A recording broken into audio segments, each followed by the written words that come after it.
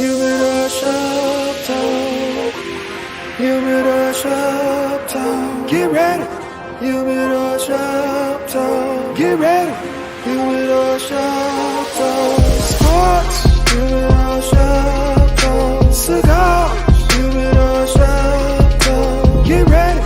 Humidor shop talk. Get ready. Humidor shop talk.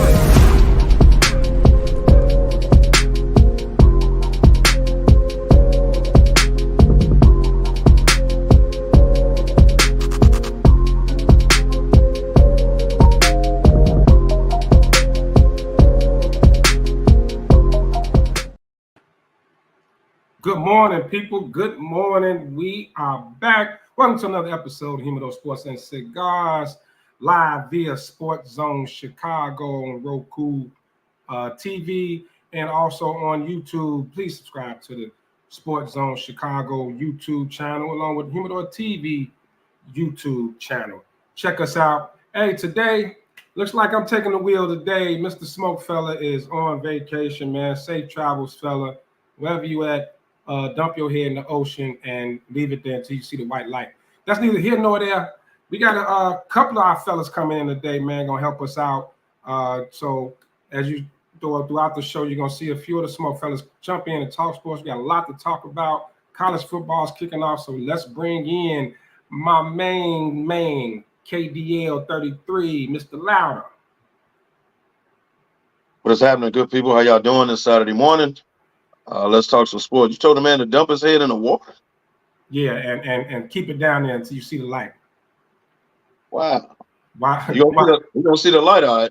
Why Nunu drinking a Mai Tai chilling. Get your insurance money, Nunu. Wow. Also, y'all know always with us, our producer, the super back, that's the Sean of Sean and Maya in the morning. Say what's up to the people, Sean. What's up to the people? AKA Isaac, AKA happy birthday all year. Happy birthday. all year. So, man, we got a few of the guys going to jump in a minute. But for now, me and Kev going to kick it off. So, we got a few topics I want to run over, man. I was interesting enough, though. I'm going to go off from what I originally want to talk about. I watched the Atlanta-Jacksonville game last night. Did you check that out? I couldn't hear it, but, yeah, I was watching it. Yeah. Interesting. Penix didn't play, right? No, sir. So but Trevor Lawrence did. Yeah, but I mean, if I find it, Jacksonville played their starters. I find it interesting though that Atlanta is having a weird offseason, but now people starting to say they may be Super Bowl contenders and all this. You sign Kirk Cousins, $100 million deal, all this, get him in there. You draft Penix in the top 10, and he's not starting. He's clearly going to sit behind Cousins. Why isn't he getting some reps in the last preseason game? Was that strange? I think it was crazy. We was talking about that last night. Why wouldn't he play? He's not going to play unless Cousins is hurt. So why wouldn't you just give him reps? Our thought was he has an injury history. Maybe they preserving him. Maybe they didn't saw enough. Like, hey, you good? Because he actually balled out when he played. Yeah, he did. So maybe they say, hey, we've seen enough. Let me see what this third string guy talking about. You good. If Cousins get hurt, you our guy, we good. We don't need to see nothing else. At the same time, man, I mean, so somebody tried to compare it to the Packers situation with Favre to Rodgers and Rodgers to Love. But I think the difference is Penix is a top 10 pick. Rodgers and Love were bottom first round guys. So them sitting for a minute, I kind of get, and with the cap, the way the rookie cap is set up, I kind of understand them maybe sitting for a while. You paying a top 10 pick. He's already about 26, right? He's an older quarterback. He's older. Yeah, he's older. In 4 years, he's going to be 30. If Cousins doesn't go down, or at least if Cousins gets 2-3 years out of that deal, he's going to come in at 29. Like, I'm still kind of confused on that. And for them to sit him and not give him no live game action, it's baffling. Well, my thing is, I think all rookies should have played, not just Penix. All rookies should have played. It was only 3 games, and if I'm looking at Trevor Lawrence, Russell Wilson's supposed to play today. Like other people are playing, they vets and people that you wouldn't think would play in the last preseason game. So I don't understand why the rookies ain't playing. They still Right. need those reps, man. They still need those reps. Especially the ones that played on Thursday and Friday because they got 2 weeks off. It's 2 weeks for the Right. season start. Right. They still don't have to play for another 2 weeks. Right. So you want to give them reps just to get them used to live action. But what I noticed in preseason is if your offensive line, like if your number one offensive line don't start, then those rookies don't play. You ever notice that? That's true. Yeah, that's true. So they're not going to put them out there with the second string offensive line, third string offensive line. They're not going to do that. They're going to put them in like if they're not like Pennis is not the starter. Right. If he's not playing with the first string and they're not playing their first string offensive line, they're not going to put him out Yeah, there. but I get that with. Even though I wanted to see Caleb, I get it with Bo Nix. I think Caleb should have played. And Jaden Daniels because they're starting. But my once again, Penix situation, he's sitting. And so, I mean, he needs as many live game reps as possible in case Cousins goes down. Because let's be realistic, Atlanta got a true shot. That division is weak. They bolstered up their defense. Yeah. They got weapons because they ain't never had a quarterback you never knew about. The running back, Pitts, they got a wide receiver like you. You never really knew about their weapons because they ain't nobody to throw them the ball. Now, they should blossom. I'm going to see how it plays out because the last time I put my faith in Atlanta, they lost. They was up 28-3 and lost. So years ago, Kevo. Hey, man, I'm just saying. Last time I put my faith in them. So I'm gonna see. They could be a sneaker. They sneak because of the division, like you said. They could, be a sneak team. Yeah, that was. I thought that was a curious little move to me. I didn't get that at all. But I didn't know Mooney went down there. Yeah. Mooney signed. Got a decent little contract out of there too. I think Mooney is a solid 2 or 3. You know what I mean? And that's kind of money he's getting right now. So I think it's a good move. I think Mooney can shine over there with Kirk Cousins. He can shine in the dome. And Cousins can fling it. Yeah. I mean, say what you want. In the dome. Right. Cousins can definitely get him the pill. So look, we're gonna bring in our first guest. Just popped in, man. Our residential SmokeFellas DJ. He's a regular on the show as well. DJ DY Nemesis. What's up with you, brother? Yo, top of the morning, everybody. Good to be back. Tis the season. Football season is back, finally back. Preseason is just about over with. Looking forward to kicking things off here in about another week and a half or so. So yeah, great to be on the show, fellas. Yes, sir. So real quick, why? We know 2 weeks NFL, but right now, college game on right now. They overseas. Florida, number 10, Florida State against Georgia Tech. Weird scores 8-7. Florida State is up. And as remember last year, Florida State got snubbed. Like we all felt like they got snubbed. The whole political thing when they wanted Bama and Texas in. We get it. But they did go in that bowl game and get drugged by Georgia. By the way, he was the number 1 team in the country. So, so college football is the only game today. No, that's another game I think going. Couple of games, but the season really kicks off for college football next week. So let's talk about one of the stories that's college football I thought was strange. I want to start it off. Is Shedeur Sanders not named preseason All-American? Now, he's supposed to be one of the top QBs coming out according to all the press, and ever since last year, he was going to be one of the top guys. Not being named preseason All-American in a pretty weak quarterback class this year. I'm not gonna call it weak, but it's not that deep. It's not that deep. Question for you guys: could some of this be political because of Deion, or is it legit? DY. I think there's a slight amount of legitimacy to it. You got to understand something. Even with Shedeur being as good as he is, and them hopefully leveling up to the amount of talent in a conference this year, I still don't feel like he's gonna have enough games and able to give him the ability to showcase what he's really made of.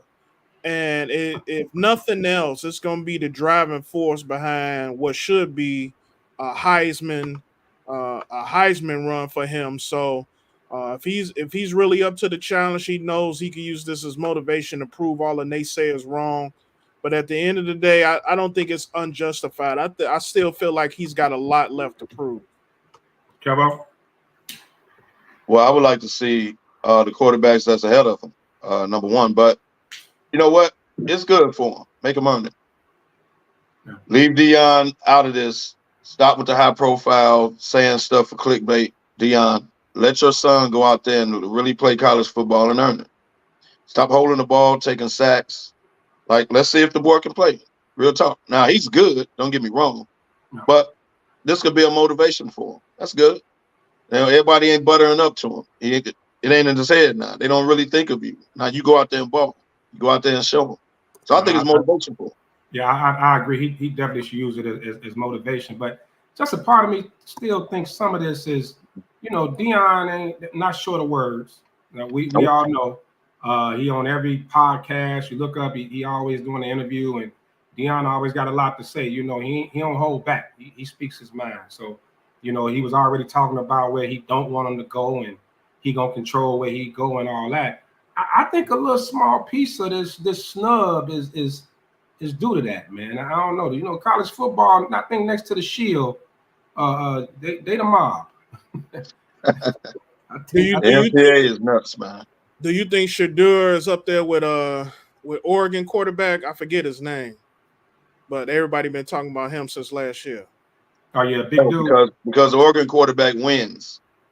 Well, yeah, that part. So that takes, I know Oregon quarterback, and I know the guy at Florida State that in this like his third team, but he's good.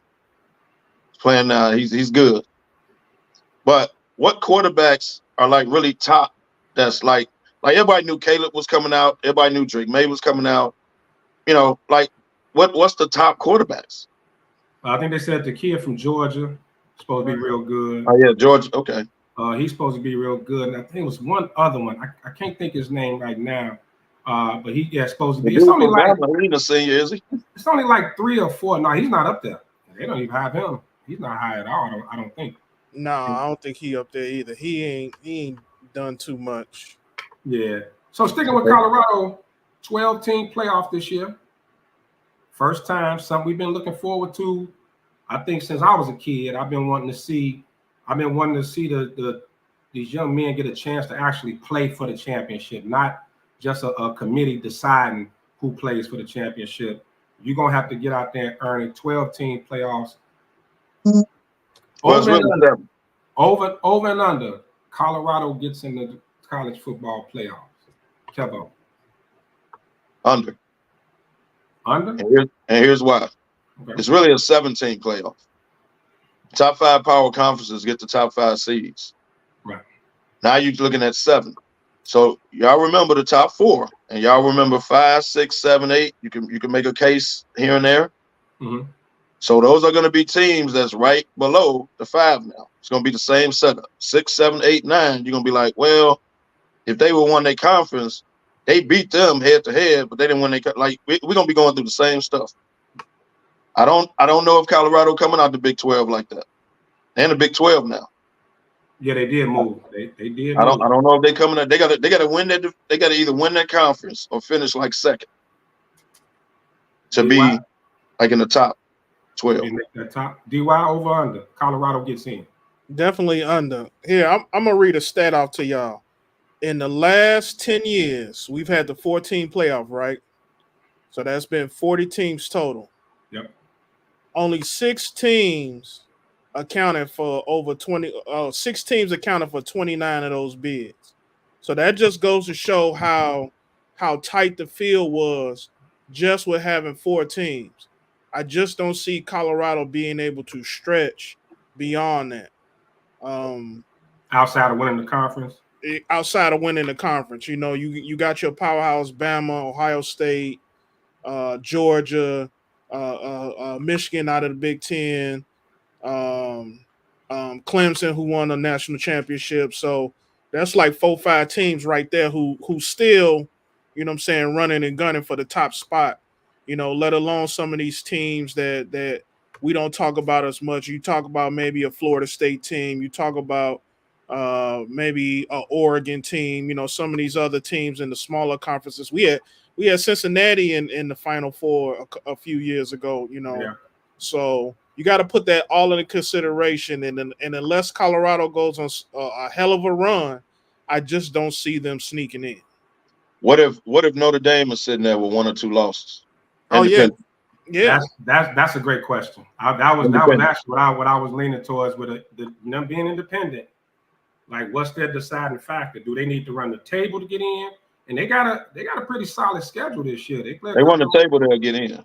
But what if they sitting there with 1, 2 losses compared to a Power 5 team with 2 losses? You know what I mean? Like, what would they? So it come down to what, strength of schedule at that point? Or I think it's going to go like normal, strength of schedule, margin of victory. I guess like how they played against certain teams, and I think all that's going to still be accounted for. But we all know they want Notre Dame in there because Notre Dame brings money. Oh yeah. I mean, they want them in. So I think even with 2 losses, I wouldn't be shocked if Notre Dame got in like a 10 through 12. Exactly. And I was going to say the same thing. They'll sneak in there, even if it's at the bottom of the list. But the thing about it is you put Notre Dame at a 10, 11, 12 spot, and then they got to play.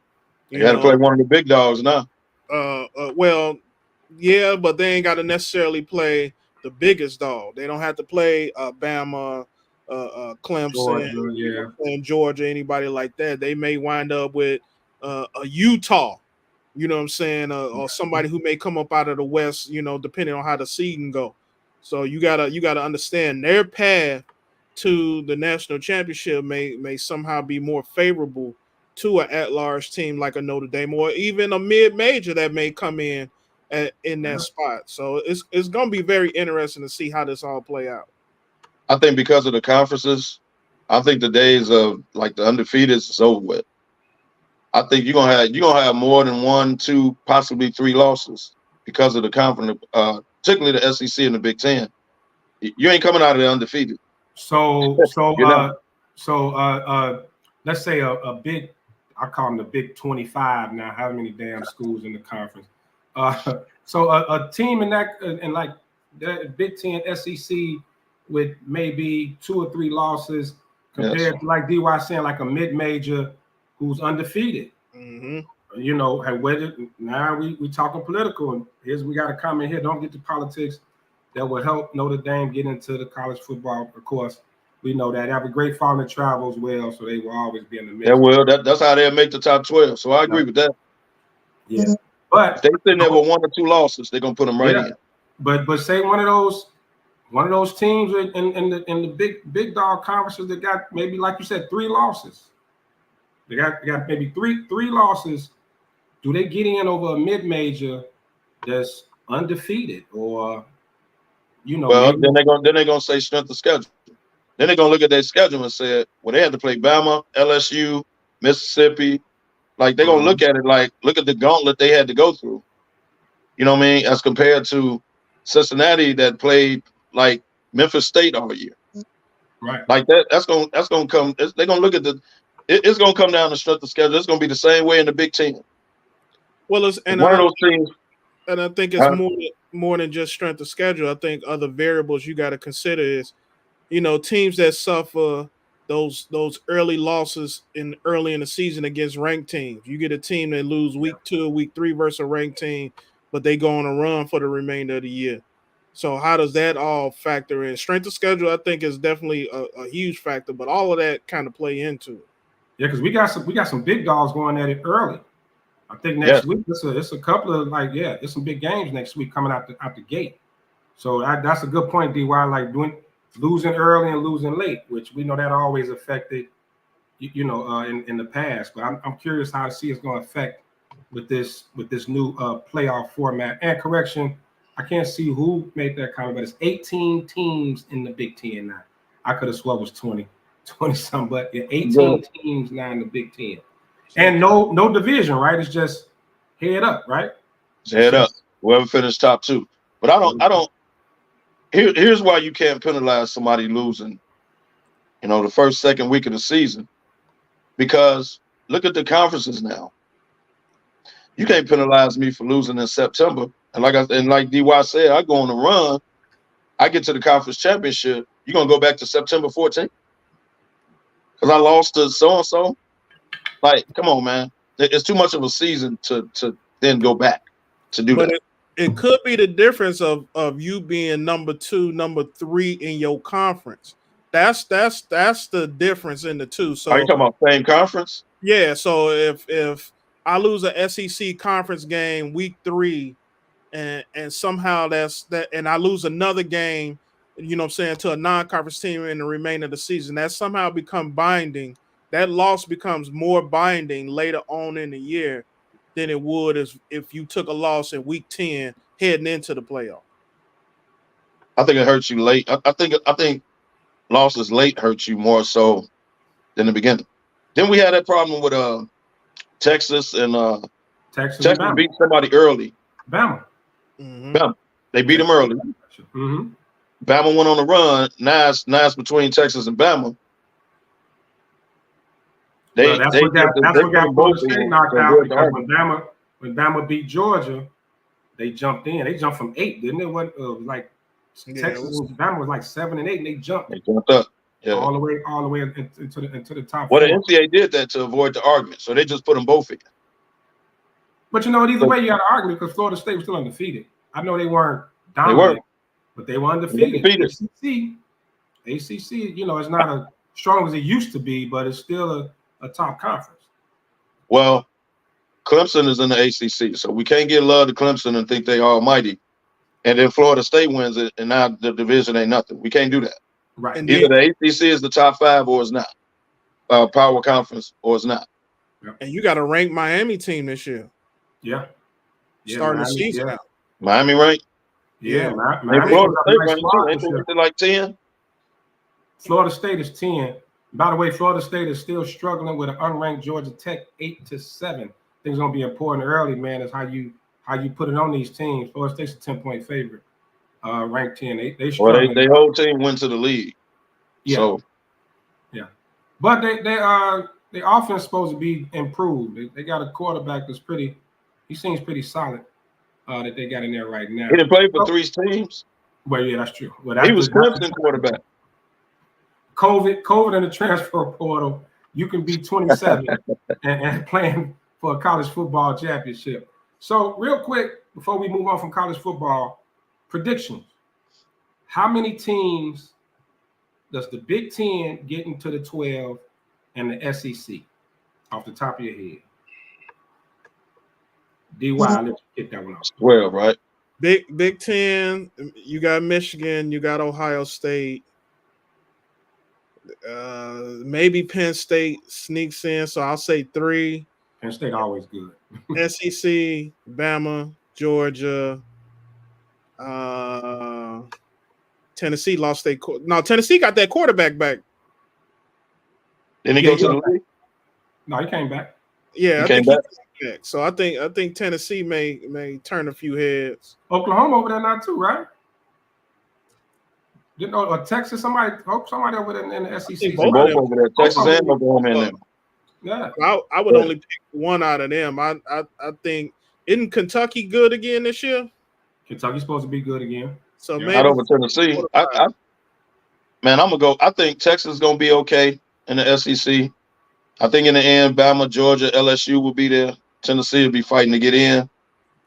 Big Ten, you got Oregon, Michigan. I don't know about Michigan, man. Michigan, half the team went to the league. They lost a lot of people, man. But their defense still there. Defense still there. I'm gonna go Ohio State. I'll throw Michigan in, but I don't think so. But I'll throw them in. But then I got Oregon. I got. I can't do Wisconsin. Wisconsin always put a team out there, though, man. They're gonna be competitive. And Penn State always let you down. Like Penn State lose the big one, bro. Like they, But Penn State got a lot of people back, though. Penn State got a lot of people back. They can't never beat the big boys, though. They can't never beat Ohio State, Michigan. They can't never beat them. They beat everybody else in the Big Ten. They can't never beat the big boys. Got a good Iowa team. Yeah, Iowa. Yeah, I'm looking at the preseason. Iowa can't score, man. I'm looking at the preseason top 25. Iowa 17. So yeah.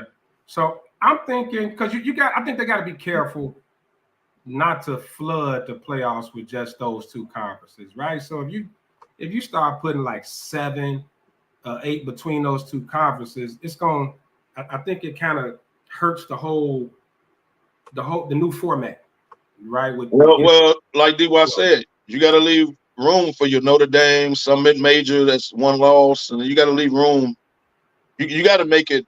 You got to leave room for that because now you didn't expand it to 12. You can't keep putting all power conferences in because you expanded to 12 now. So it can't be all power. You can't do that because they're going back on what this really is about. Yeah. You said you're making it 12 to expand a lot, give a lot more people a chance to get in. Well, you can't put all power. Like you can't do that.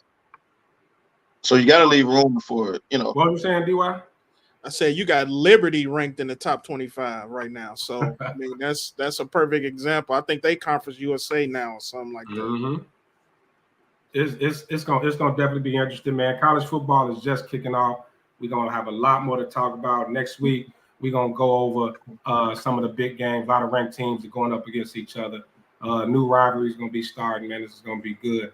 So let's jump in real quick, man, because the game coming on at noon today, NFL preseason situation, Pittsburgh and Detroit. Russ and Justin both playing. Nobody's been named the starter yet. Still open competition. I mean, and I'm watching all the different networks and the different sports shows. It seems like it's kind of split. A lot of people saying they're gonna go with Russ. Some saying they should go with Justin. You know, where's this going? What you looking at, Kevo? This still his quarterback situation. I'm gonna say the mere fact you still got to play both of them speaks volumes. That's number one. I mean, you really ain't got one. But I think at the end of the day, Tomlin, who's old school, is gonna start Russ, and they're gonna see how they get off to the start. 1-3, 1-4, 2-5, and then you got to make the switch. But once he makes the switch, can't go back. It's either Justin's team. Let's ride out. It is what it is. Yeah, but so what happened? Like Russ looked horrible last week. Missed a lot of camp because of the calf injury. If he looks bad, offensive line ain't all that either. So let's not put this all on his offensive line is terrible. But if he's not there today, if he looks like he did last week today, I think Justin got the upper hand. What you think, DY? It's Russ's job to lose. I think realistically you got to go in because number one, you bought him over here in free agency, you know what I'm saying, or whatever it is you brought, however you brought him over here. You know he's battle tested. He just got to get his football legs behind him. So I think honestly you go with Russell, and if probably week 3, week 4 probably be enough for him to see if he gonna sink or swim, and then after that point, you know you got a release valve. Here's another thing I think you're gonna end up seeing happen. I think they're gonna end up sharing snaps. I think you're gonna have a two-headed monster. You're gonna have some choice. You're gonna have some choice plays set up there for Justin specifically, especially short yardage, things like that. That's going to happen. Please believe it. And I think that was gonna happen regardless of where the competition is right now. But until so we're gonna do the Drew Brees and dude in New Orleans. What's his name? Yeah, Tyson. We're gonna do that. Taysom Hill, whatever his name is. Yeah, Taysom Hill. So we're gonna do that all year? No, of course not. I said you got till week 4. Well, hey, speaking of that though, hey, a player like Taysom Hill may save Justin Fields' career. You can't use Justin Fields like that. You know what I mean? If you choose to kind of put him in different packages, I know that's not what he wants, but interesting question with this, and they talked about on a few other shows. If Justin beats Russ out, should they release Russ? Or is it okay to sit him behind Justin? Should you just go with Justin and say, let's just see what he do this year, let's develop him, let him sink or swim, let him play it out, and keep Russ as a backup, or should they release Russ? He's only $1 million or $2 million. It ain't gonna hurt him to release him. I think they should release him. Because he was brought there to be the starter. You've been saying he's the starter. Once you pull him, you can't go back. Russ ain't got his football out of his head yet. And here's what I mean by that. They paying that man $30-something million, right? Well, He ain't he's got to play making football if he Pittsburgh. really don't want to. No, Denver is. Right, Denver's paying it, right. Okay. If he really doesn't want to play football no more, he got enough millions of dollars to walk away. It ain't out of his system yet. So I think they should release him. It ain't gonna, like, Russ is a prima donna already, man. I don't think it's gonna be a good locker room if you pull the plug, because like I said, you can't go back once you do it. I don't think it's gonna be a good locker room. I think you should release him. DY? I don't understand the logic behind releasing him and getting nothing in return, especially if you spend something to get him. Russ is not one of those guys that's going to cause locker room strife or anything like that. Yeah, he may have a little prima donna in him, but he definitely that's very speculative too. You know what I'm saying? He's not like an Antonio Brown and gonna be, you know what I'm saying, on the field ripping his jersey off and throwing the helmet into the No, I ain't gonna give him that. No, I ain't gonna give him that. You're not finna see that. This a Walter Payton Award finalist year over year. You know what I'm saying? You're not finna see that from this type of dude. But if you decide to move on from him, I suggest that you keep it. Somebody will want him very soon. Maybe Minnesota. Maybe some of these other teams. They may have a quarterback go down sometime at the beginning of the season.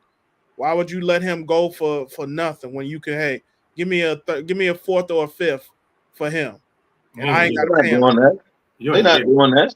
You ain't getting no fourth, fifth for Russ. You ain't getting no fourth or fifth for Russell Wilson. I can't see that. Well, if somebody that's stupid, Pittsburgh should take it now and tell them don't suit up. Don't even suit up today. We trading you. They giving us a fourth rounder for you now. Goodbye. Ain't get no fourth or fifth round for the damn Russell Wilson. A lot of people, a lot of analysts and former players are still using Russ being a Super Bowl champ, and they keep going back to that. No, you like, look, when does that ever? And Sean, I want to hear your take on this too. You give him his respect, man. Well, it's respect, but when does that expire? Russ hasn't really been good. It's been some years now, man. This is third season. I mean, come on now. He was good last year, and the man asked him to take a pay cut and then benched him. I mean, last year was a little better. I give you that. He was good last year. But let's say out of his last 5 years, has he really been that good? I'm questioning this. How long do we hold on to? He's a Super Bowl champ, or he's been there. Does that have an expiration date? Sean, I'm curious. No, it doesn't have an expiration date. It doesn't. Okay. No, it doesn't. You know, and it could be. I mean, hell, we still call boxing champ. We still call Ali champ. You know, we still call all these other people champ. You know what I mean? So it doesn't have an expiration date. You know, it's just out of respect, and unfortunately, Russ really hasn't been that good for the last 5 to 7 years, 6 years. You know, he had the situation once last year with the head coach, and so man, maybe there's a new start for him. I don't know. I'm really Russ might be over the. I think his career might be done. I think he might be a backup if he wants to be. A more than capable. I don't think he'll do it. But if he wants to be, I don't know. Yeah, and that's what I was asking, because a lot of people are using that as a deciding factor in this competition, right? That Russ won the Super Bowl champ. That's what I mean by when does that expire? Man, think of all the players he won the Super Bowl with. Think of all the players he won the Super Bowl with. They're all retired. Well, that's true. And if he didn't listen to Pete Carroll, he had 2 Super Bowl rings. Would have had 2, yeah. Yeah. Most likely. But yeah. Let me put a little bit in perspective. Just 3 years ago, this man threw for 4,200 yards, 40 touchdowns, and had a 69% completion percentage. 3 years ago. That was in Seattle? Yeah. That was it. Yeah, that was in Seattle. Last year in Seattle? Okay. His second, really is 4 years. I wasn't counting this year, but whatever. Right. So, regardless of that, I think he is still I would pick him over, maybe 5 of the worst quarterbacks that you got in the league right now. I would pick him to start, including Justin Fields. I think there's some value in having youth. I think there's some value in having young legs and somebody who's willing to learn at that position. But at the same time, I think this is a unique situation with Mike Tomlin as the head coach versus having some of these other coaches that may not be paying him a whole lot of attention. Mike Tomlin is totally tapped in. So he's going to do what's best for his team. So whatever decision he makes ultimately is going to be I believe that's going to be the best decision. Gandy said he's still a champ. He has Sierra. Okay. Facts. He can go home at any given time. I agree with that, Gandy. And that's why I don't think he'll take a backup role. That's why I think you need to release him. I think a quarterback will go down at some point. Russell will go home and be with them babies.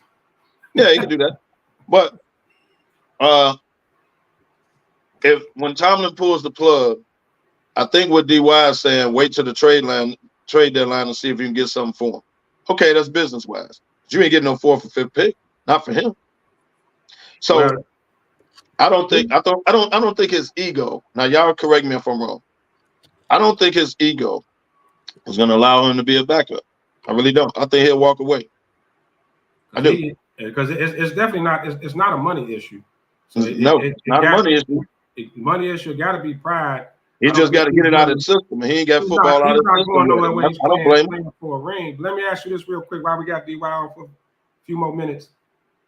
First off the pine, if Russ gets released, Russell Wilson or Ryan Tannehill, who gets picked? Who would you take if your quarterback went down?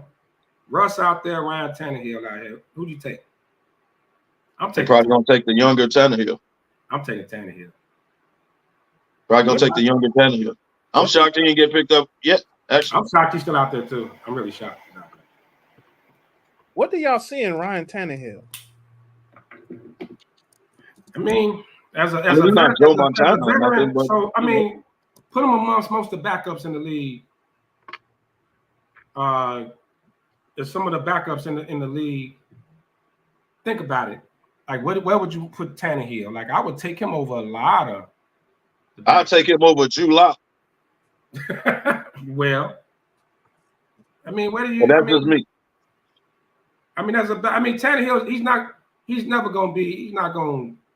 ain't gonna blow the roof off the field, but he can manage the game. If you got a strong run game, defense, he don't turn it over a lot. I think Tannehill is solid. Where you rank him, DY? I mean, he definitely. If it's 32 teams in the league, he 33 or 34. You know what I'm saying? But he wasn't good enough. You ain't got the man in the top. What? He wasn't good enough, for instance, like in Minnesota. He wasn't good enough to make Minnesota team. He hasn't been good enough to find a home up until this point. No team was really interested in bringing him in, you know what I'm saying, during the preseason. So I don't understand the weight of his value to everybody. You know, yeah, your starting quarterback go down. Yeah, he the first phone call you make, but nobody thought better that than much. Trubisky to you? Yeah, like Buffalo, like Josh Allen's backup is Mitchell Trubisky. Mitchell Trubisky, yeah. Okay, I mean, so is Tannehill better than Trubisky? He's gonna be better than Mitch because he got experience, but Mitch got youth. Mitch got legs, even though he out with a bad knee. You know, and that's a perfect example. So okay, Mitch is out with a bad knee. Why not bring Tannehill in? Because you can't afford him. He ain't gonna hit you. He ain't gonna hit you. The man on the couch. He ain't gonna hit you over the head. You gonna have to give him $10 million. Yeah. To get off the couch. What? Yes. They didn't give Flacco $10 million. Did they give Flacco $10 million? Tannehill been in the league for 11 years. Yeah. And Flacco, I would argue, was a better passer than him for sure. I don't recall Cleveland giving Flacco $10 million to get off the couch. I'm sure they probably. And that man came in and balled and made the playoffs. All right, y'all, real quick. DY, you got a little time to stay on for a few more minutes? Oh yeah, I'm definitely down. All right. Well, look, man, in the background, coming to the stage. Oh, we actually got a double. We're gonna go and pile it up and make a whole panel out this. I got the big fella, Big House. I think he out in Georgia somewhere. What up, big fella? What's up? What's going on with y'all, man? Out here at ATL, out here doing my old bus thing, man. You know, bullshitting around, doing what I do. You know, I'm actually working right now. See how I'm working? Well, damn. You can stay down too and work. Yeah. Yes. The fact you got a towel in the room speaks volumes. But go ahead. Yeah, motherfucker. Hey, that's because I'm eating. Check ain't watching this show too. What's going on with y'all, man? Hey, man, it's been a minute. Glad to see y'all up. Man, glad to see y'all. Everybody up and kicking or whatever the case may be. You know, out here just like I say, I'm back doing what I love, man. So, you know, I'm in and out of town for the good cause now.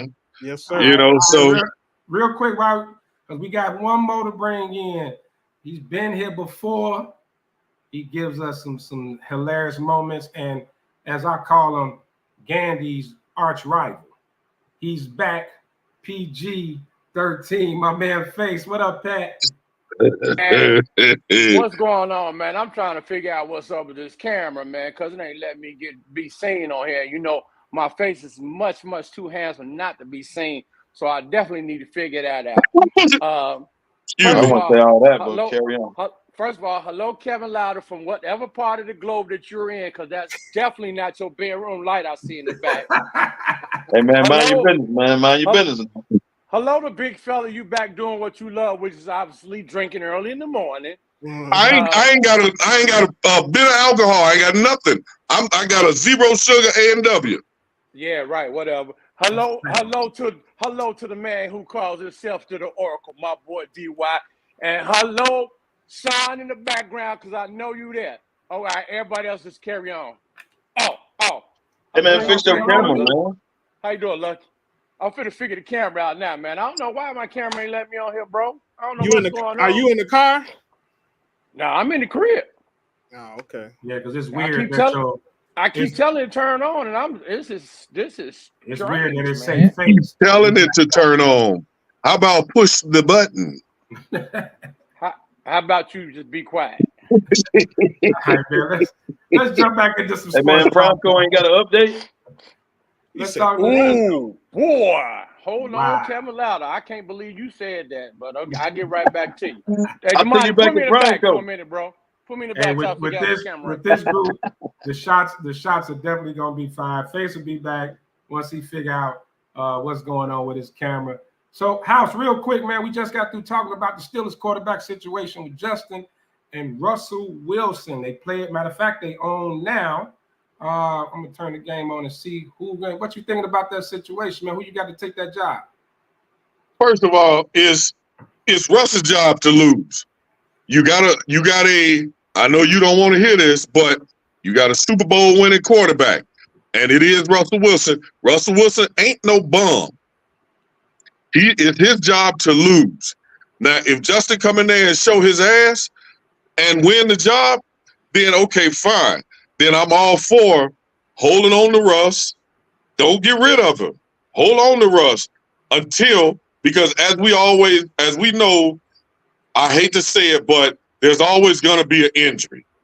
And Russell Wilson is a valuable commodity to have if he don't win the starting job. Believe it or not, you will be able to give if somebody goes a team that's in mid contention to higher up.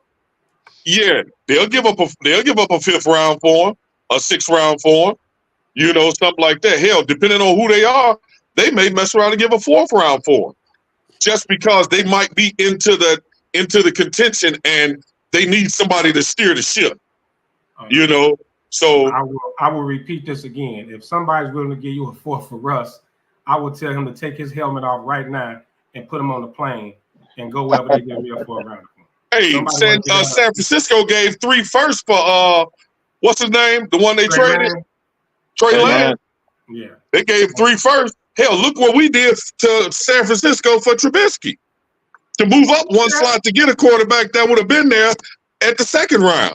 And is it safe to say that Brock Purdy saved Lynch's ass with that one? Yes, he did. Yeah. Yes, he did. Yes, he did. Now you got to pay him next year. So House, you basically saying if he loses the job to Justin Fields, you would not release him. You would hold on to him to the trade deadline. Is that what you're saying? Yep. Because of the simple fact of he's still Russell Wilson. He may not be the Russell Wilson of 2013, the Super Bowl winning quarterback, but he's older now. But he still has his mind, and he still can be on the field, even though this is going to be his last hurrah. If he don't stay, if he loses out to Justin Fields, and somebody picks him up at the trade deadline, that'll be the last team. That'll be the last team Russ is playing for, because it's going to be that time. And at some point in time, he's going to say, "All right." And it's time to go home and be with them babies. Got time to go home and be with them babies, because Sierra, she back doing, if you're paying attention, she back doing tours again. Yeah. She's still the bug in it. So real quick, Face, before we move on, we were talking about the Steelers quarterback situation, Justin Fields versus Russell Wilson. Give us your take and who you think wins the job before we move on real quick. Hey, I heard the big fella. I agree with the big fella. It's right now, by Russ being an all-star, it's still Russ's job to lose. But just like most men, as we grow up and as we get older in age, we hate to say that we didn't take the step back, we done lost a step, we ain't got the moxie like we used to. Yeah. But unfortunately, Russ doesn't have that same moxie he had when he first got to Seattle, bro. Justin is a young man, and he's coming to his own. Mike Tomlin is letting him play. Unfortunately, Russ is probably going to lose that job, bro. Because Justin playing with a chip on his shoulder. Somewhere else, exactly. Well, today's the deciding factor, and they're about to kick it off, and Pittsburgh's getting the ball first. So we're going to see who comes out. What channel? They on Fox. No, NFL Network. I'm going to jump out the gate. I'm going to say Russ is going to start the game. But by the time the season starts, I believe Justin is going to be the starter, bro. Whoa. Interesting. If Justin Fields starts game one, I'll say release Russ. But then like D.Y. said, you get nothing for him. Why get nothing for him? But you're not paying him anything anyway. He walked in the locker room. You're not paying him. You're not missing out. What you losing? And I mean, do you want Justin out there? Because Justin's playing for a contract too. Yes. Do you want him out there looking over his shoulder? True that. If he have a couple of a bad game or a few bad snaps, he knows somebody the crowd gonna be screaming for Russ. I don't think that's good. I'm with Kevin on this one, man. Yeah. But see, okay, I can concede that backfired on them when Trubisky went there and they drafted what's that bum? Pickett. Yeah. And Russ is starting the game. Russ is out there. And in the beginning of the season, Tomlin said Trubisky was the starter. And Pittsburgh fans, they bitched and moaned. And what happened with Trubisky? They blew his confidence. And Kenny Pickett bum ass come up in there and damn near messed up Mike Tomlin record. Damn near messed up. He was the hometown kid, though. You got to remember, he was the hometown kid. Right. I was about to say that, Kevo. He was the hometown kid. Played at the University of Pittsburgh. People loved him. But does that, just because it's you from a place, does that make you just that much better? And that means Trubisky was just that bad. That pressure from the fans in the front office, man. I think. Yeah, but see, what they did was they on the head. They just say Trubisky was just that bad.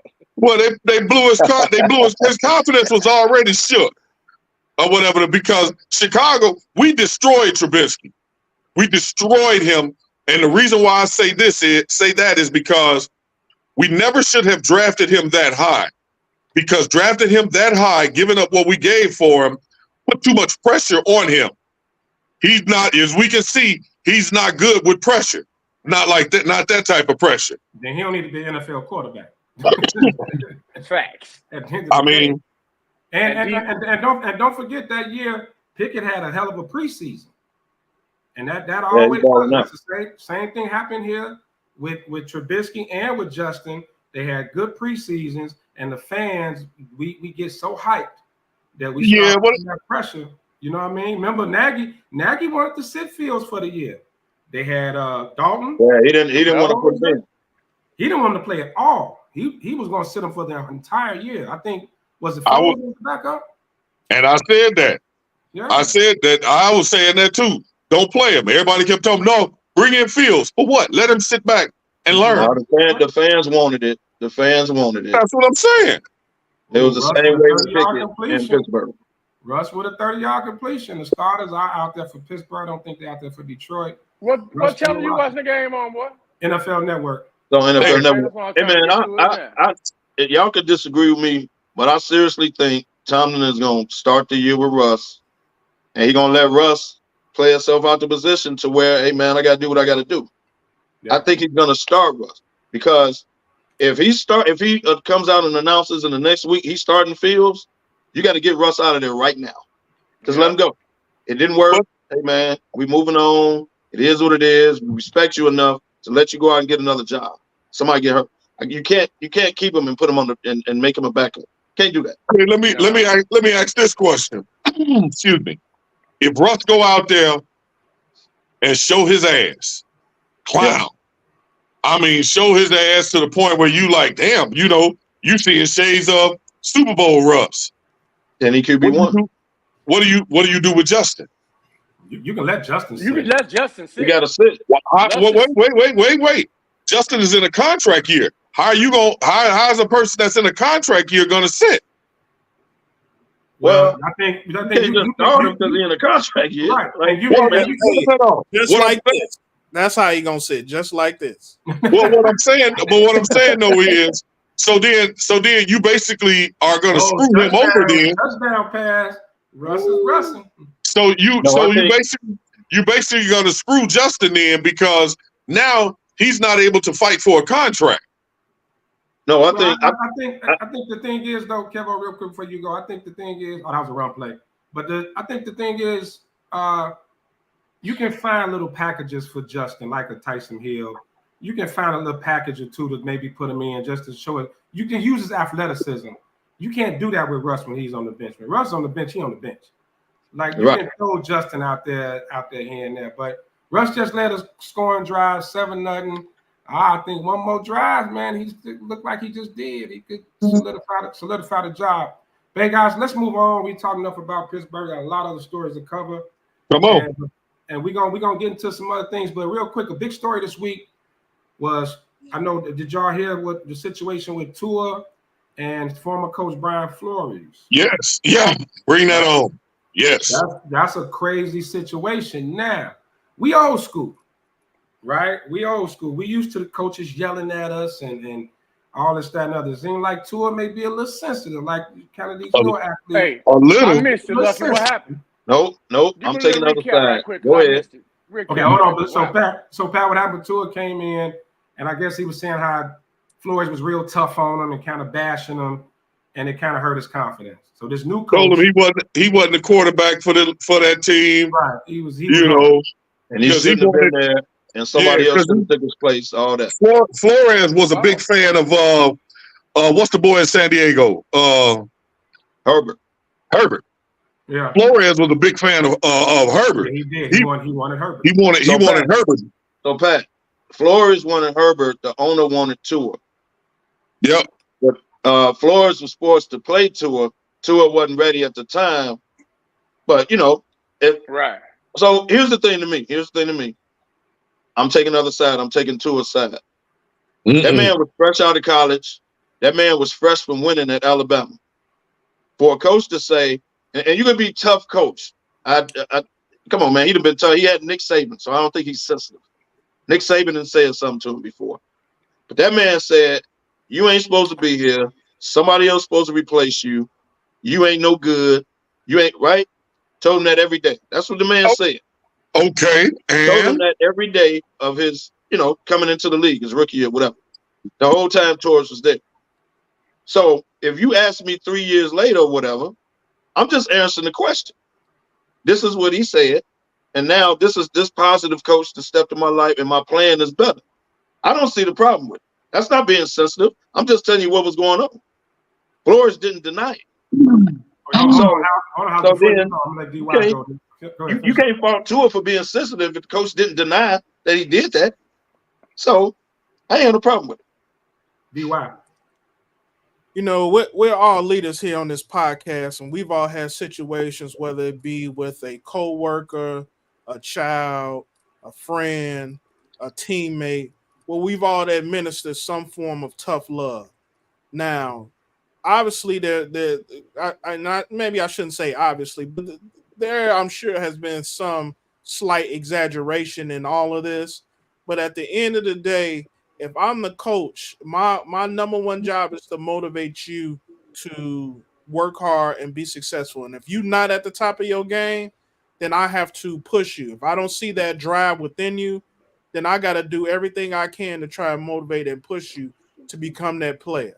Flores has been around for a long time, coached a lot of great players in his history. Yeah, I get it. It's his first stint as a head coach. So maybe in some instances, he may not have known what to do or how to take the best approach. And obviously, the coach that they got is a full 180 from what Flores was. But I don't think coming out with it now or making it public now is helping either one of those two. Showing obviously the vulnerability of Tua and is making Brian Flores look like, he's some sort of bad dude. So at the end of the day, maybe you took it the wrong way. Maybe it was a little too harsh, but this is football. Well, DY, I disagree with you. I think it hurts Flores because he wants to be a head coach again. So putting something out there, like something like that out there on him, now if you're an owner or GM that's looking to bring in a new head coach, because he's still he's a hell of a coach. No one has ever denied that the dude can't. No, he can coach. Yeah, he's a hell of a coach. But can something like this, kind of hurt him? No, and because he didn't defend himself. He didn't deny it. What did he need to deny though? What did he need to deny? I have grown as a coach. Maybe some things I did. I've grown. Like he didn't deny it. Him as the head coach, he was put in there to be the leader of those men, and he also was able to speak his opinion. Maybe it might have been. I guess nobody has ever thought about the fact that maybe he was trying to do some reverse psychology and make Tua use it as motivation. But the problem is, that soft-ass generation, he took and, start crying and looking for a pamper and shit, and that's the problem. Flores is a great coach. And if he told Tua that, then hell, we've seen Tua. Has Tua been an MVP quarterback since he's been in the league? Absolutely not. He's sucked on multiple occasions. Yeah. Well, he's stuck with Flores, and he's flourishing with the coach he's with now. That speaks volumes. How is he flourishing? The season ain't started yet. He's getting better now. He got a bag. The season ain't started yet. So how is he flourishing? They paid him. So he's flourishing because. Go ahead. No, he's flourishing because last year he had a good season. So it's like DY said. There's always two sides to each story. There's two sides, and then you also have the truth. So coming from Tua's side, I can understand as a player how he might feel. You know what I'm saying?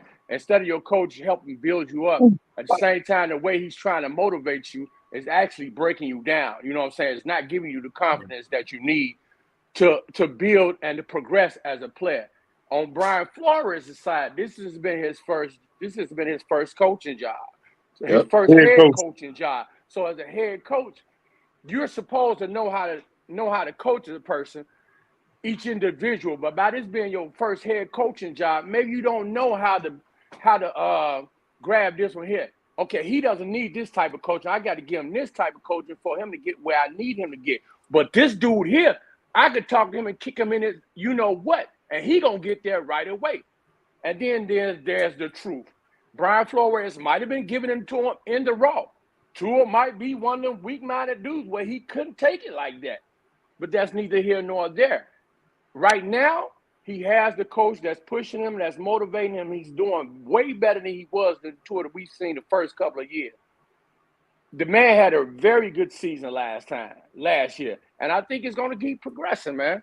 We can't go on House's opinion because we know House was raised by coaches that went bare knuckle with him and hit him in his head. We need to do something right. You know what I'm saying? Damn right. But no, we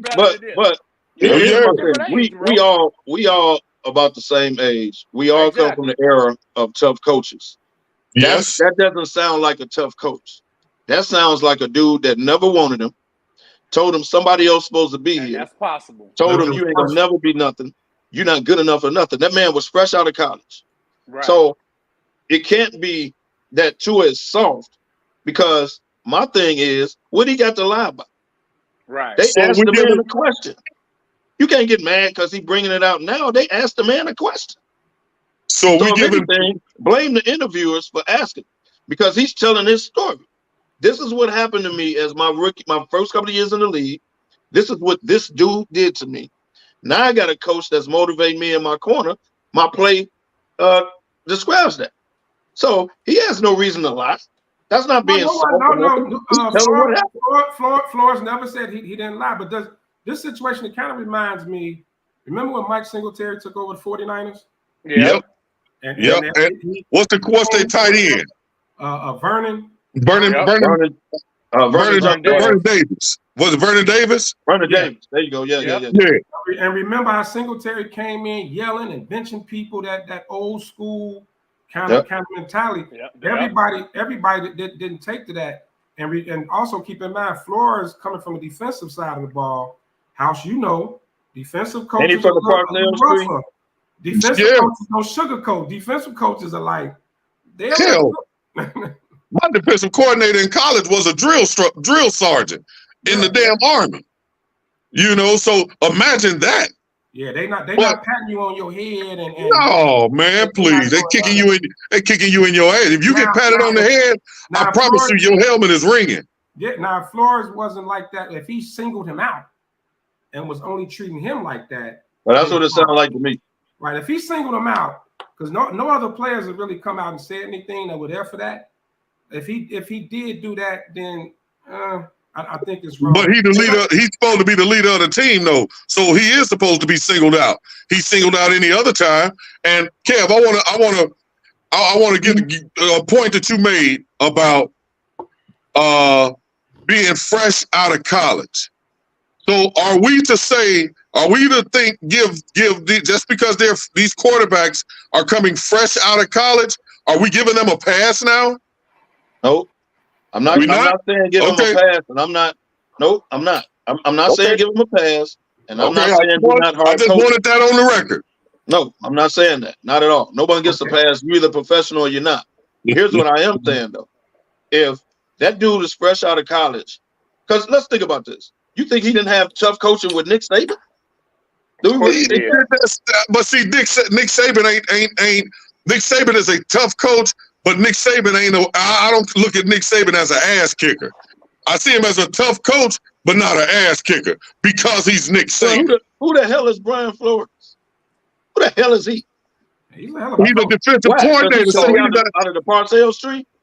But the defensive coordinator is supposed to be your ass kicker. Well, no, you're not the defensive coordinator, sir. You're the head coach, right? But his background is like the head coach. His background is as a defensive coordinator. Did we look at Lovie Smith as a defensive coordinator? Did we look at Lovie Smith as an ass kicker? Here's the thing when it comes to leadership, bro.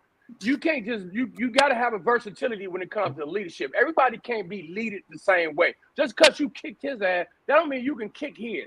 You got to know. You got to know your audience, bro. You got to know. And I agree with that.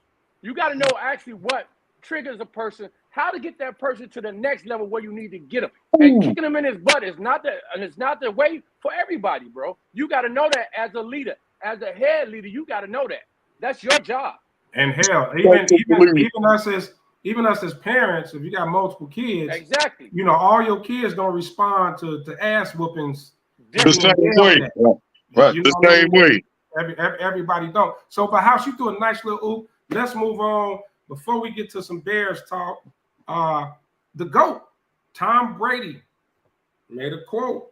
Some people agree, some people disagree. I thought you were talking about Michael Jordan. No, the league is watered down for rookie quarterbacks. That's why they are flourishing the way they are. Agree or disagree, DY?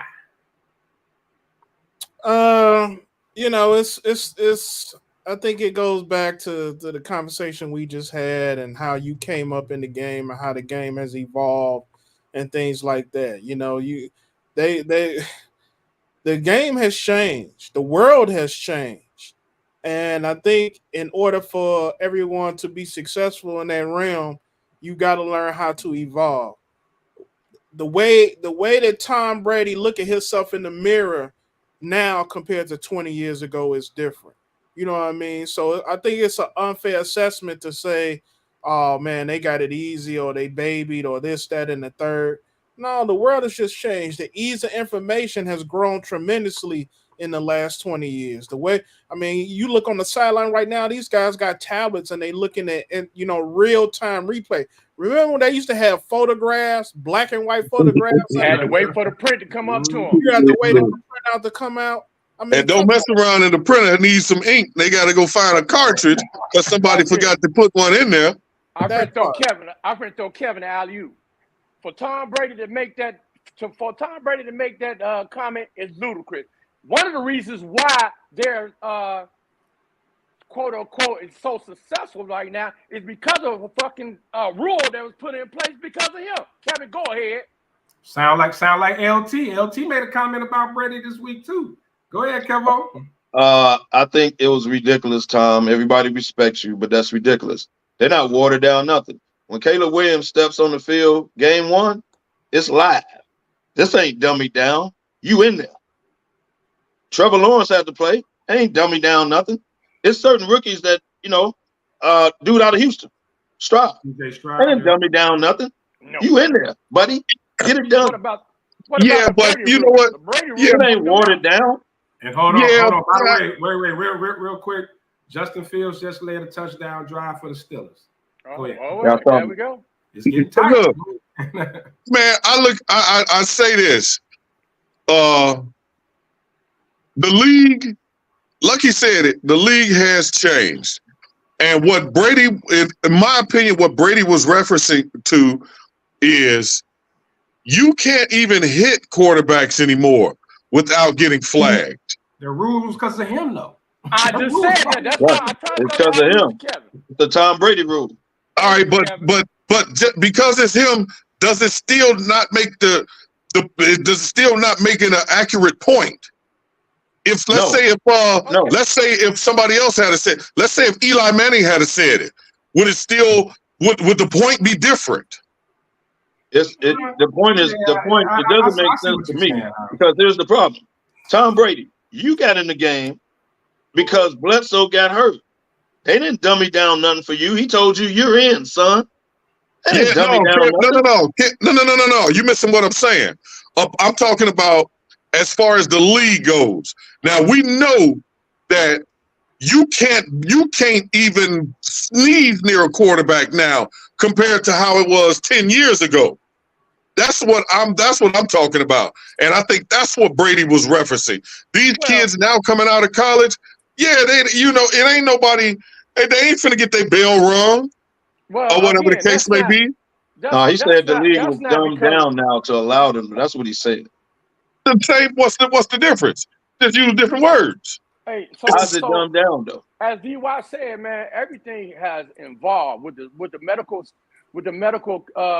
studies of concussion, CTE, and all these different injuries and stuff like that.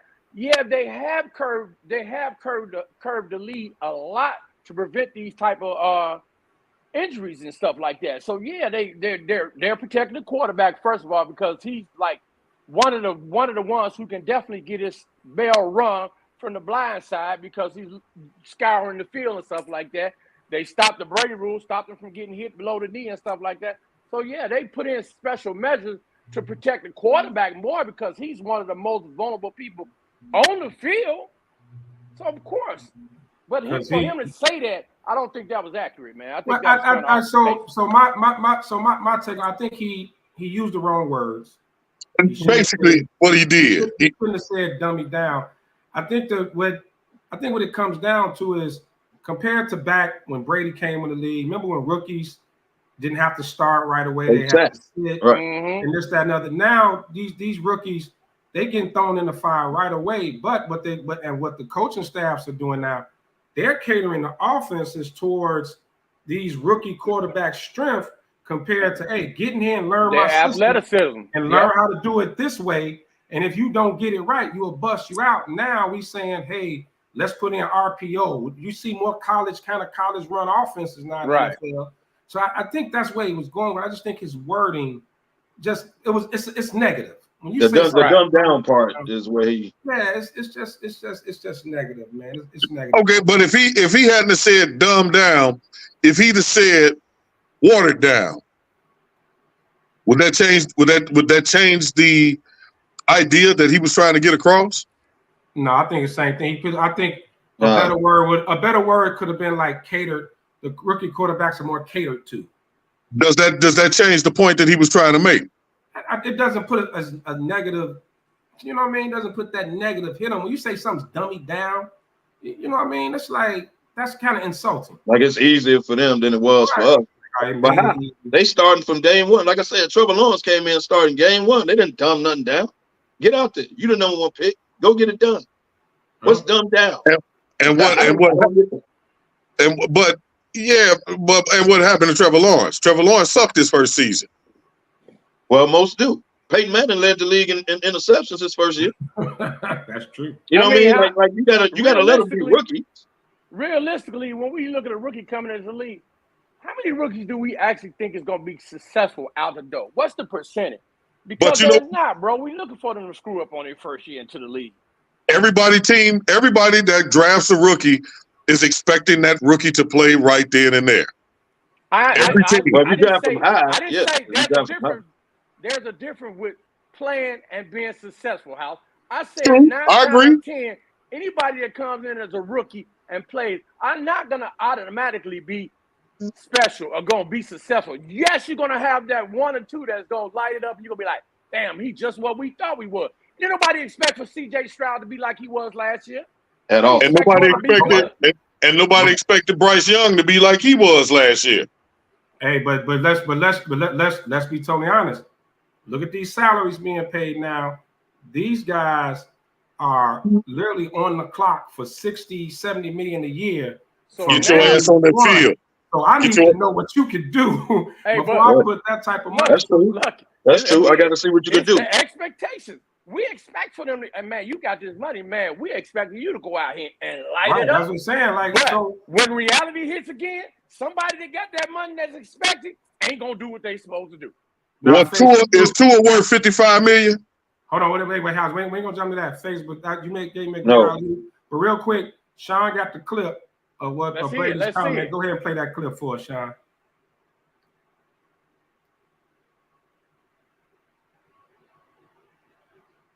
There used to be college programs. Now there are college teams. You're no longer learning a program, you're learning a playbook. And the program is ultimately, like at Michigan, for me, that was a pro-style program. 5 years, I got to learn how to drop back pass, to read defenses, to read coverages, to be coached. I had to learn from being 7th quarterback on the depth chart to moving up to 3rd to ultimately being a starter. I had to learn all those things in college. That was development. Then I went to New England, and I was developed by Coach Belichick and the offensive staff there. I didn't start my first year. I think it's just a tragedy that we're forcing these rookies to play early. But the reality is the only reason why they are is because we dumbed the game down, which has allowed them to play.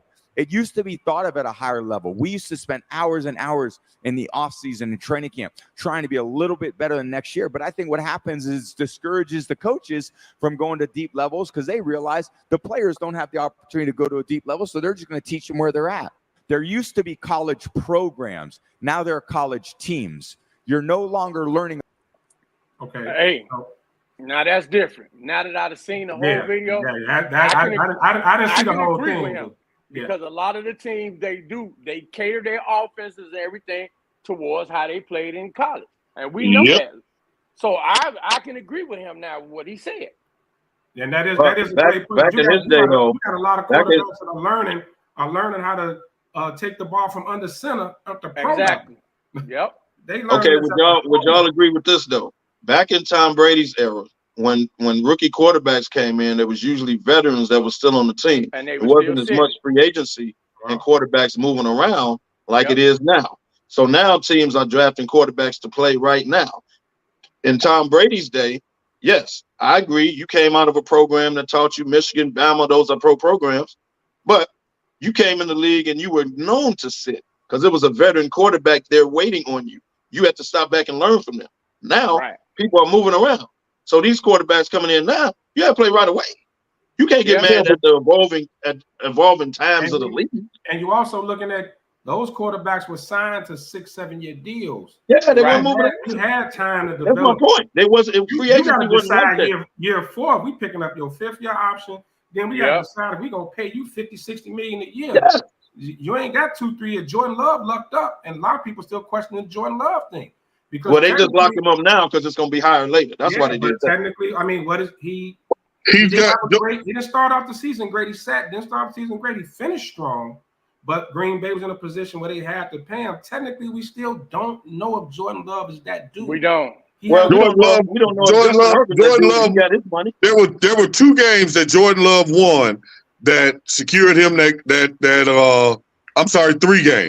that Jordan Love won that secured him that. Both games against the Bears and that game against Dallas.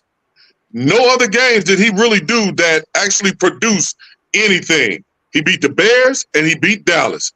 And then he balled out the last half of the year, though. He balled out the last half of the year. That's how Green Bay went on their run. But they didn't. But it wasn't a whole lot of winning that they were doing. They were only 9-8. They weren't. It doesn't like that's what I'm saying. Hell, we was what 8-9. Right, but you got a lot of teams that don't want to be in that position to where you only got this small sample size that I have to now decide if I'm gonna throw you a bag like that. Okay. Let me ask a question. What has Justin Herbert done in the league exactly? Nothing. What has Trevor Lawrence done? Nothing. Okay. So wait, don't forget Joe Burrow. Nothing. He went to the Super Bowl. But at least he got to Joe Burrow. At least got to the bowl, man. He at least got to the Super Bowl. Justin Herbert, I don't know if he won a playoff game ever in life.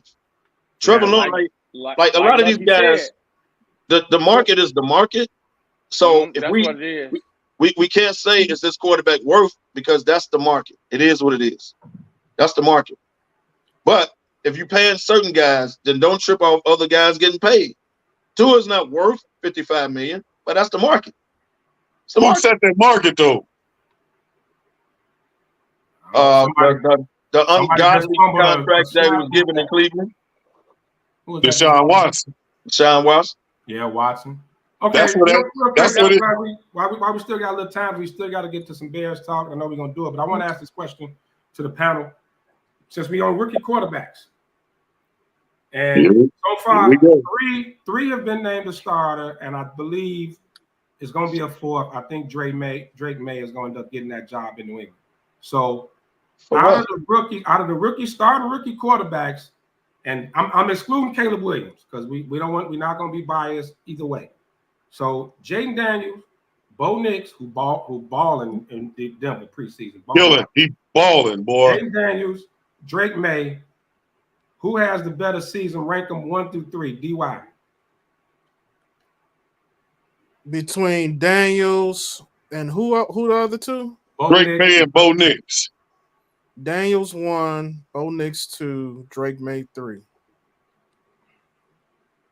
Pat?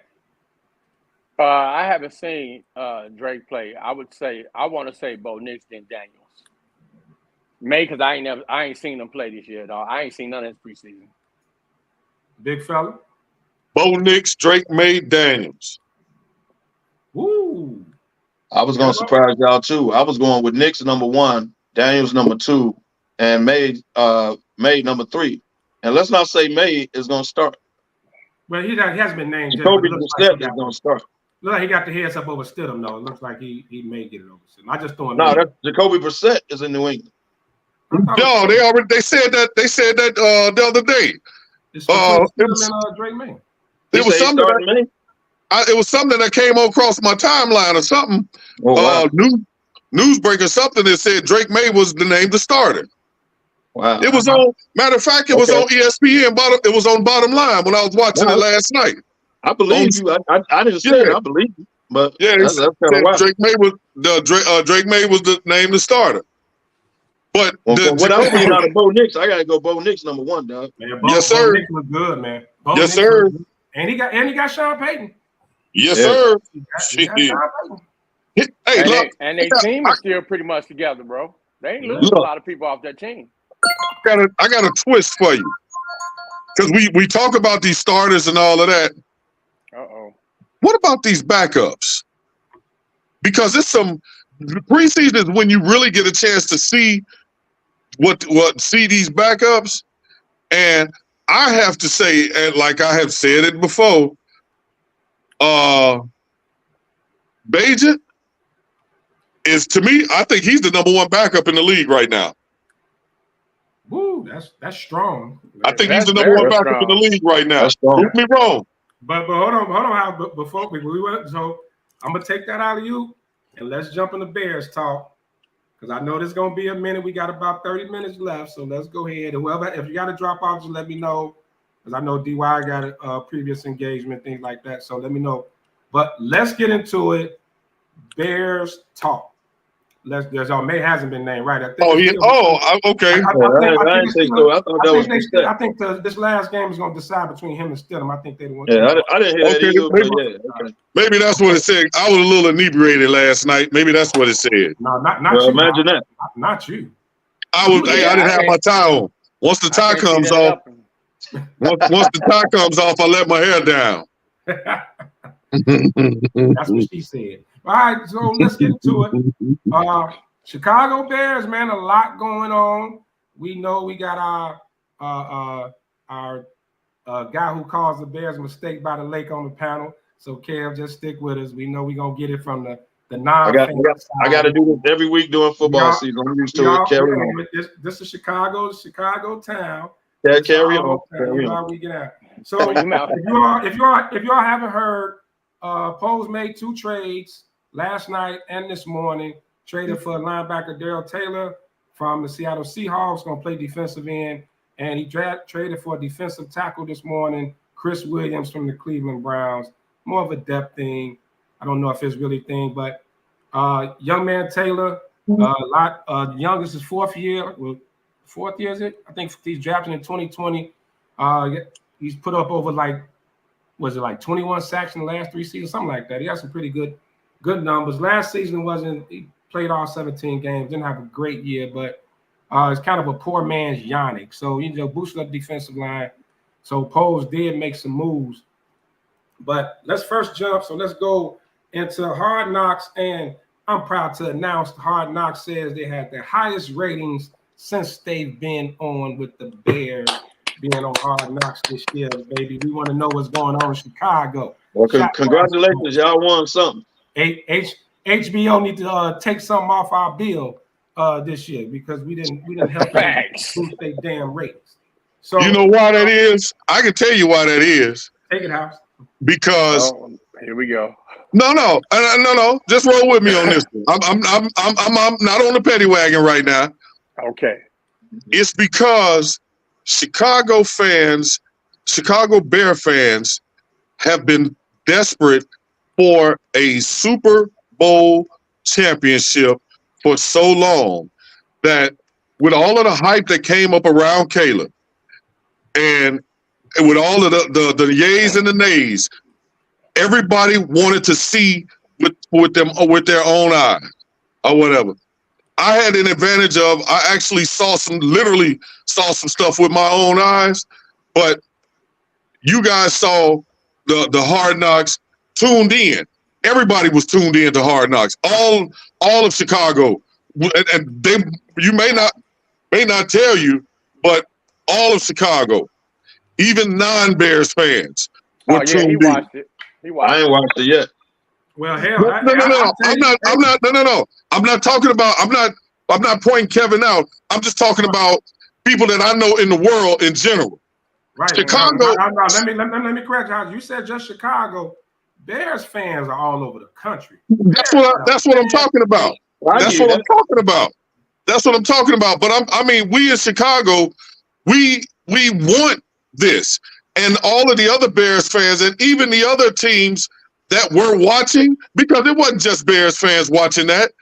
You know why everybody was watching it? Because it's the Chicago Bears. Period. One of the storied franchises in the history of football, good, bad, or indifferent. People wanted to see, because now they've been hearing all this hype about Caleb Williams. They've been hearing how the city is hot, ready to explode. They wanted to see what they were going to be standing up against. And you're also looking at the Bears have never been a franchise that really lets you like inside like that. To see how the inner workings work. This is the first time. So Sean got some clips from Hard Knocks. He gonna play for us real quick. Then we can talk about it. Go ahead, Sean. Let the clips roll.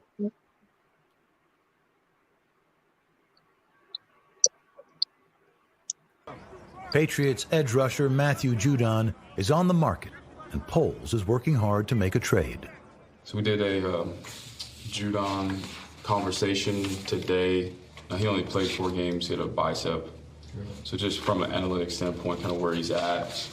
So just wins at it. He's 50th among defensive ends. To put in perspective, Sweat's 14th. We believe he would help us get better. Just his style, we think having a bicep rather than like a lower body injury, he still would play to the same intensity and explosion as we did before. It does come with risk though at 32. He's got some things working, huh? Yeah. Think we'll get it over the finish line? I do. Yeah. Our language is basically saying if the contract's not signed, then he reverts back to New England. So, cover ourselves. What do we get? It'd be 3. So all that would happen fast. Yeah, okay. Just keep it posted. Okay. All right. Appreciate it. Yeah, thank you. Poles has met New England's asking price of a third-round pick. But unless Judon agrees to a contract extension with the Bears, Chicago won't make the deal.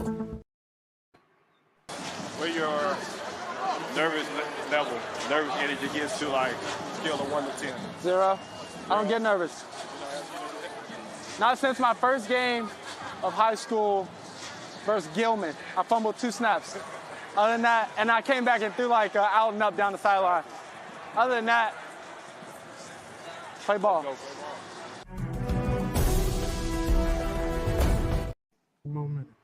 Yeah, I guess some going that wear skirts and high heels wouldn't get nervous in public. Let's be careful we don't get canceled. All right. There you go. Let's be careful we don't get canceled. So, okay, we just saw the Bears won again Thursday night, undefeated preseason. We know it doesn't mean they go into the Super Bowl or anything, but for you personally, and I'm gonna let Kevo get it out. I'm gonna let Kevo go and get it out of his system. Did going undefeated in the preseason, or from what you saw? I know you watched some of the games. What does it tell you anything about this team going into this season? Mm-hmm. I don't think the undefeated part says anything, because I remember Detroit was undefeated and lost damn near every regular season game before. Bears were undefeated 2 years ago and only won 3 games. But let me put my objective hat on. Like I said, the Bears improved the roster. They will be better this year. I don't think the undefeated means anything, because Kansas City ain't won a game, and we know damn well Kansas City gonna be there at the end. So I don't base it on records. But I will say the Bears will be better. They have to be with the moves they made. Their defense tight. Like I always say, they locked up key positions at their defense. They've improved the offense. They're gonna be better. But I wouldn't base it on records. I wouldn't go off they records, because like I say, Kansas City ain't won a game. They not tripping. So not off records, but you could tell the team will be better this year. I'll give you that. DY, did you learn anything from the Bears this preseason?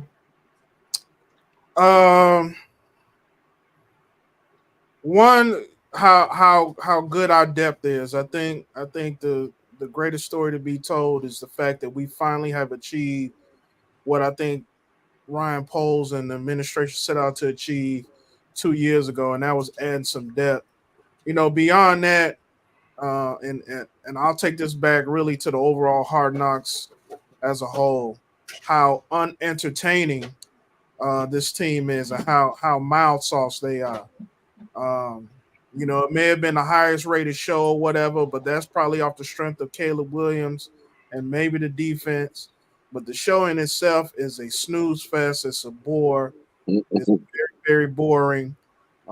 There's not even any compelling stories other than the fact of Caleb Williams' ascent into becoming a starting NFL quarterback. Beyond that, all of the behind the scenes stuff is also very interesting to see, and you can see, like Luck said, within the last 24 hours, the moves that Ryan Poles has made. So he's definitely a wheeler and dealer in that regard.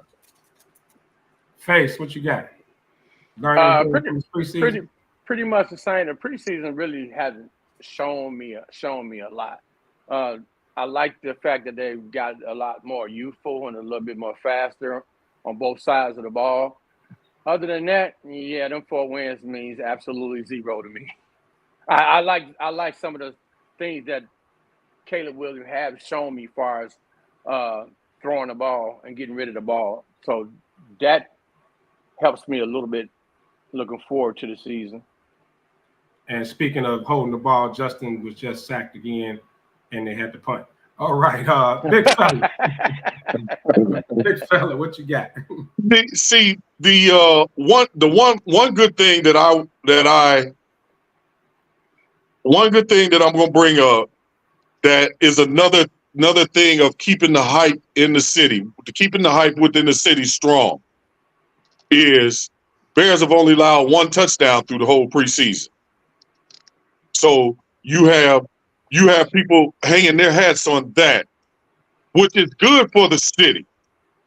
It's good for an organization as a fan. You walking around with that moxie, and like I said, and I'm hearing different people from different countries or whatever. Everybody's talking. I don't care what color you are. They're talking about the Bears. Oh, you from Chicago? Hey, the Bears. Look what your Bears are doing. And the people just last night, some people didn't check in the hotel. They from Australia, and I was talking to them. Hey, the Bears are looking good, huh? Y'all from Australia? What the hell y'all know about Bears? But worldwide. Hey, House, you had on the Bears shirt? Huh? Did you have on the Bears shirt? No, sir. Oh, okay. No, sir. Carry on. No, sir. So you got, when it came to the preseason, I don't hang my hat or anything like that on the preseason, because you got to remember 2 years ago, the Bears went undefeated in preseason and only won 3 games the rest of the year. So the preseason. I don't know how, because the way I'm looking at it a little different, because those preseason games, like the fourth quarter, the third and fourth stringers will come in and they'll come back and win the game by a field goal or something. They dominated like most quarters throughout this whole preseason with backups and everything. I mean, they were dominant. They were winning 33-6. Like this 3 years ago. 3 years ago, we won our 3 preseason games. But I'm saying how they won. We ain't talking about the fourth string quarterback coming in and taking us on a late drive and a field goal. Like, they're dominating the starters on other teams, even though there's a short span. And the backups our backups look more dominant than the other teams' backups. I think it speaks to the depth. Did I say that? Bajan is the best backup quarterback in the league right now. Prove me wrong. I will say this about Tyson. I got to go down the rosters, but I can't. Yeah, but I will say this about Bajan. that dude put in some work this offseason. Yes, sir. He got bigger. He got bigger, and he seems to have command of this new, and it's a new offense. He seems to have command of it. Yes. Well, like, you know, the system, I give you that. It's supposed to be. He looks good. But see, I'm thinking Beijing has probably been talking to somebody saying, stay ready. And this ain't no knock on Caleb. Y'all know this ain't no knock on Caleb, but he's still a rookie. Mm-hmm. And if he does go in there and shit the bed, now you got to bring Beijing in. If Caleb goes in, knock on wood, it doesn't get hurt, you know, you got to bring Beijing in. So Beijing has to stay ready. And yeah, you're right. And if he does get ready this time, I'm thinking he's looking at it like, all right, if I get in, quarterback get hurt for 4 games, I'm finna win all 4 of these games. I'm finna make it hard for them to say you're back on the bench, son. And that was a question I was asking Sean. You can jump in on this too. How comfortable are you if Caleb got nicked up and had to sit for a few games, like Justin did last year? Beijing had to come in for those 4 games as an undrafted rookie. Looking at him in his preseason, in the offseason, his preseason, how comfortable are you if he had to come in for a few games this year? Go ahead, Sean. Beijing? Oh man, I'm real comfortable. Mm-hmm. Watch his feet. He ain't got happy feet. That's it. He's calm. He's cool. He's collected. He's got better receivers. He's got an upgraded offensive line, even though we're still in flux right now. Man, if he goes down, I had no problem. Hell, he went 2-2 last year with a crappy offensive line and only DJ Moore and Darnell Mooney. Well, he was throwing 5-yard passes up and down the field last year, but carry on. I agree, but nonetheless, he managed the game last year. He managed the game well. But no, he's not going to lose the game. He may not win it, but he's not going to lose it. But it was games last year. We got a better defense now, don't we?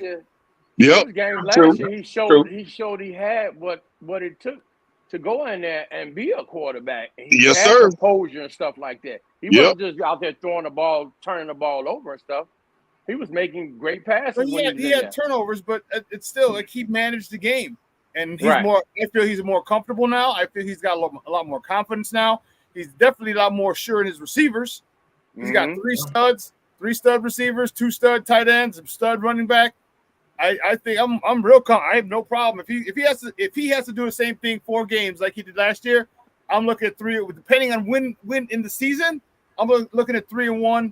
2-2 would be the worst for me. But I agree. He can get you through a couple games. He ain't gonna just go out there and start turning the ball. Like he'll get you through. He can be a bridge and get you through a couple games. Yeah. Hey, do y'all think arm looks stronger this year? He threw some of the passes that he couldn't make last year. He definitely got strong. His arm looked a lot stronger. He's more precise, a little bit more precise. He's a little bit more polished. He's a year into an NFL offseason program. He's got that. You know what I mean? So, yeah. Would you take? Would y'all take?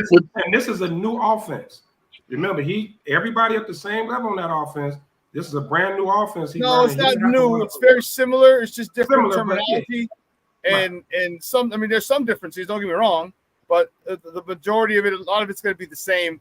So it's just the terminology he's got to use. So that you add that into. Oh, that could be another reason why he's so comfortable and so relaxed, because he's very familiar with this from last year. He just had to learn a different terminology. I'm a big Tyson Bagent fan. I'm not putting him in Canton by any stretch. I think he could have a career like Chase Daniel. I think he can go. I hope his first 4 or 5 years are with the Bears. All right, but he can go from team to team to team, because if he stays with the Bears 4 or 5 years, all right, there's gonna be other teams that want him after if the Bears don't re-sign him. And I hope this kid from West Virginia, the backwoods of West Virginia, is able to stay in the league for a while. The kid's good.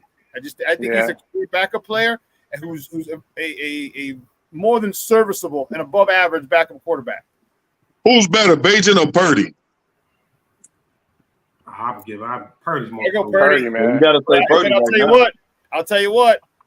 If you give Bagent what Purdy has. Thank you. Hey, I'm telling you, that's what I said. I think Bagent. Bajan is the best backup quarterback in the league right now. I'm telling you. Okay, with that being said, while I still got you here, Sean, we know a big problem last year was the play calling. Just from the little small sample size we've seen this preseason, how impressed are you with Shane Waldron's play calling? Because I'm impressed. I like the play calling. I'm very impressed with his play calling. Sean, how are you impressed with how Shane Waldron is calling the plays? How he's handling this offense? For the most part, yes. There's a couple parts that I have to take that. I have to say, take it with a grain of salt, because sometimes you might not want to show what you have because it's preseason. Like there's a couple times there was a 3rd and 1 in week 2 or 3 where 3 or 4 plays prior they used gave the Kari Blassie game the ball and he had like 6 or 8 yards. But then on 3rd and 1, you don't bring the fullback in and come downhill. You know what I mean? So and that he just may want to hold that. Not that that's a big crazy play or anything, but you just want to make maybe people forget about that down the line. So, but overall, I like it. I like it. I like his levels that he's putting in the plays. He's got a short, intermediate, deep route. I like it. I like it a lot. I'm really happy with it. I just can't wait for short yardage and getting a couple 2 tight end sets or 3 tight end sets, and you know what I mean. I'm looking forward to this guy. I'm happy with what I've seen to this point. Pat, have you watching the games? Have you impressed with Waldron as a play caller? So far, it's okay. I haven't had a chance. My work schedule keeps me from watching a lot of it, so I have been watching like the first couple of quarters, or at least one quarter. So far, it's been okay. I want to see I'm ready for the real season, though. See exactly how this goes. Big fella, you got a chance to check him out, or what you think? Yeah, you know what? I will say this. It was a bit more refreshing watching some of the play calling that he did make. It wasn't just straight up 52 dime. He had a little razzle dazzle here and there or whatever, and you need stuff like that to mix things up. We got backs that'll be able to run a 52 dimes, just blast right up the middle. But what about the decoy? What about something easy with a fake dive handoff, bootleg handoff to the around the corner, something like that? So what I've seen so far, or whatever, the jury's still out. I want to see the playing to win as opposed to playing not to lose scenario. Yeah, I want to see that. Crunch time. I got you. Yeah. I want to see that. For me, I think one play one segment that really impressed me was in the Cincinnati game, home game. Caleb came out a little erratic. He's probably a little excited, trying to show off or whatever. Bad passes. When he did that end around with a Doomsday, because the offense just went 3 and out, like 2-3 straight series, something like that. And that end around a Doomsday that he ran about 15, 20 yards, and then you saw Caleb getting a rhythm. So I think his ability, to notice that and to try to get his quarterback, get a play to get him, get him going, kind of calm him down and get him going. That impressed me. That's something that I definitely didn't see with Getsy, like getting a chance to get Justin in a rhythm. When Getsy had Justin, he would kind of just let him sink or swim. And the fact we didn't see no wide receiver screens made me happy. Lord have mercy, man. I said it last year.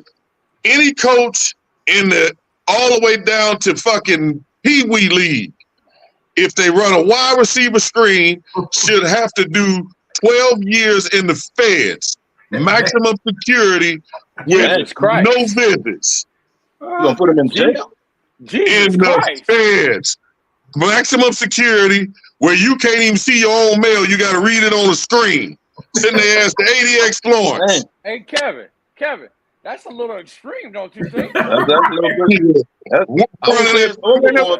an understatement. That wide receiver screen is by far the dumbest play. I hate that play. Man, every time it come on, man, I just want to punch somebody.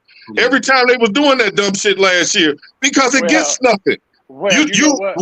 The hold on, let me finish. Wait, let me finish this one, Pat. The wide receiver screen was good back in the day when your people weren't the defensive ends weren't running 440s and shit like that. Now you got 400-pound linemen blocking under 5 seconds. That wide receiver screen is man, you're gonna get somebody killed. Same way, I don't know if y'all remember the hook and ladder. Remember when we used to do the hook and ladder? Yeah. You know, I look at the wide receiver screen as the same as the hook and ladder. You're gonna get somebody killed. All right, guys, we got about 15 minutes, man, and I know Kev tired of our Bears talk, so we're gonna move on to let's have a little fun. These last 15 minutes, we're gonna do a segment called Smoker Ash. Smoker Ash, and this one I'm gonna dedicate this week to the rumor mill. All right, these rumors ridiculous, or is it something to them? So smoke it if you think there's something to it. Ash it if you think it's total bullshit. I got 3 rumors and the NBA involved. We're gonna jump a little in, talk a little quick NBA. So first rumor, Rich Paul in an interview said he pretty much killed a possible LeBron to Golden State last year rumor. I'm gonna start this one with Kev. You smoking it or ash it? Was it total bullshit or was it something to it? No, I'm gonna smoke that. It was something to it. Guess the reason he gave. He didn't want LeBron to have a label that Kevin Durant did from always switching teams, trying to win. Oh really? So, now he wants to do that? Yeah. So he said that's the reason he gave. That's the reason he gave. So he said he deaded it. He said he deaded it himself. He did it. That's the reason he gave. He didn't want LeBron to have that stigma. Well, Pat, you smoking the ash in that rumor. I'm gonna smoke it too. I don't know if that was the actual reason why he did it. What he said. It's not like that label wasn't already on him. The label was already on him of that Kevin Durant day. So what's the difference? Say what the man said, bro. And that's why I said I ain't gonna say it wasn't. Big fella, you smoking the ash in that rumor. Dude, I'm thumping that son bitch all the way down the street. Because of the simple fact of Rich Paul on some bullshit. Because what are you talking about? You don't want him the Kevin Durant effect. Duh. He started the Kevin Durant effect. Golden State didn't want that LeBron circus coming up there. Golden State wants to try to rebuild a winning team. And they know that bullshit that LeBron is going to bring with him or whatever, trying to get people traded and all of that. Golden State didn't want no parts of that. So even though the rumor was put out there about LeBron going to Golden State is the one that cut that off at the knees, not punk-ass Rich Paul, goof ass. Well, I'm a ash it, and I'm with you on that house, and I don't think Golden State wanted the circus, but I'm also ash it because what was Golden State gonna send to LA for LeBron? Andrew Wiggins? Exactly. Like how would that trade even look? You know what I mean? Like who you gonna send? Draymond Green? Well, Draymond wasn't with him with LeBron friends, but like who were they gonna send? I didn't get that at all. The only thing they would have gave up all of their draft. They would have gave up all their draft capital. What y'all missing is LeBron had opted out and could have simply walked to Golden State had he wanted to. Well, that's true. That is true. Same way Durant went to Phoenix and all that. So that it is possible. All right. Yeah, but no, wait, hold on, Luck. That ain't true. That's not true. Because didn't LeBron opt out after they drafted Bronny? He had already opted out. He had already opted for a out. new contract. Yeah. I thought he opted out after the draft. No, he opted out before. He opted out before the draft. All right, my bad. I stand corrected. Carry on. Next rumor. Let's just segue right into it since it's all kind of connected.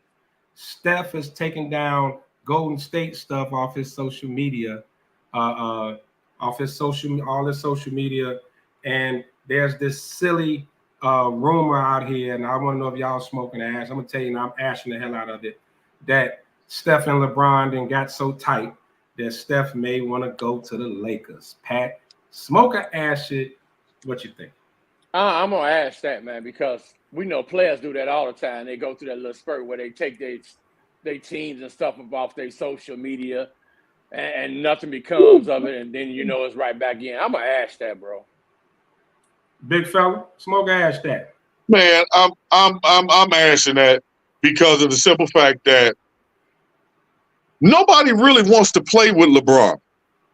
If you and I'm not, y'all know how I feel about that whole situation, but really think about it.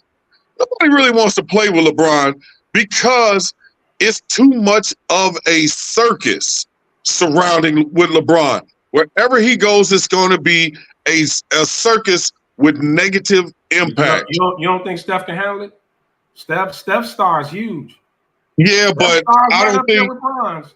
Yeah, but I don't think. Right up there. I don't think Steph want to deal with the circus aspect.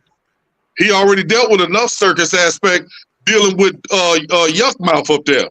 Mr. Can't close his mouth.